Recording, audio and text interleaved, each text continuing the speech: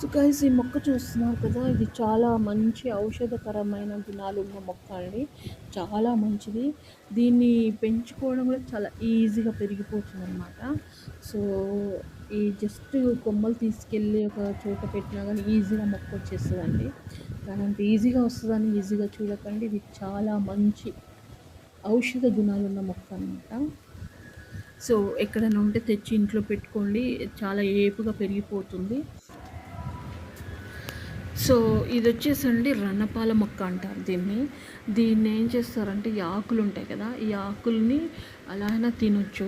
మీకు ఒకవేళ కిడ్నీలో రాళ్ళు ఉంటే కషాయం చేసుకొని తాగుతుండండి, రాళ్ళు మెల్లగా పడిపోవడం జరుగుతుంది. ఓకే, ఒకవేళ అలాంటి నొప్పి ఏమైనా వస్తే కూడా మీరు ఇది డికాషన్ చేసుకొని తాగొచ్చు. ముందు జాగ్రత్త కోసం ఈ ఆకులను జస్ట్ తిన్నా కానీ అది రాకుండా ఉంటుంది అనమాట.